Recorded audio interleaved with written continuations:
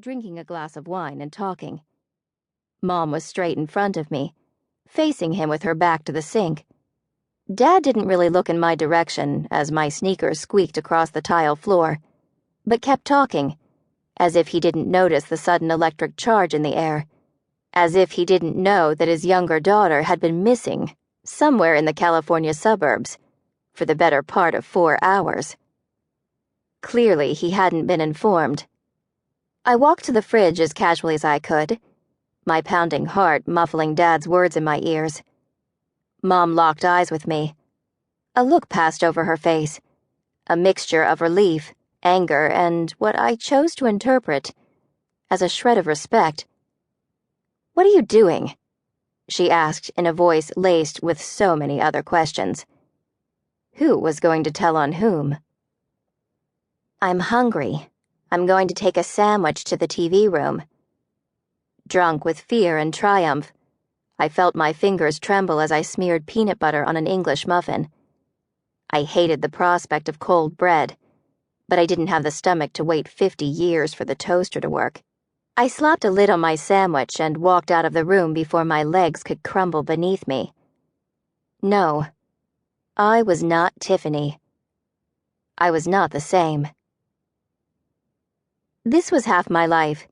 When we were at home, my sister and I lived in a state of constant wariness, always reading Mom's mood and bracing for impact when that mood turned ominous. She was mercurial, domineering, but also devoted. She took her job of molding us into outstanding examples of young American girlhood very seriously. And she brooked no nonsense when we resisted her efforts. We were treated to riding lessons, skating lessons, the best schools my parents could afford.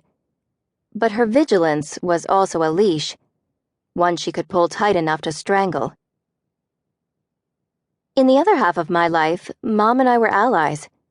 She had established for both Tiffany and me thriving careers as child actors, and in that context her ambition for us, her unrelenting desire to see us succeed and release our family from the banality of middle-class life, felt more like a warm rush of motherly support. When Mom and I worked together, we were an unbeatable team. "The other kids wasted their gas," was the rallying cry I invented for auditions. The routine was the same. Mom would pick me up from school, Oshkosh overalls hanging in the right rear car window, paired with a white blouse with a Peter Pan collar, add red bows to the ends of my long braids, and that was the uniform that had landed dozens of roles already. When I saw the outfit swinging in the window, I knew I had no choice. It was time to shine. But I also knew I would be treated like a princess to make sure I was prepped and happy to perform. The routine had given birth to a natural competitive spirit. I wanted to win. The pushing, the priming had taken hold. I loved to succeed. In school, at auditions, anywhere Mom wound me up and set me loose. On one unremarkable afternoon, just weeks after I'd been thrown out of the car, the day's audition was for a part in a successful television show, set in Midwest in the 1800s. We went through the usual motions: show up, sign up, wait with a dozen other 8-year-olds to be called in, and asked to read a few lines of script. But this time, as Mom sat beside me, she seemed unusually alert and expectant. When I came out of the audition, she was particularly solicitous, which perversely made me hold back. Was Michael Landon in the room? Her eyes were wide with hope. I had no idea who that was.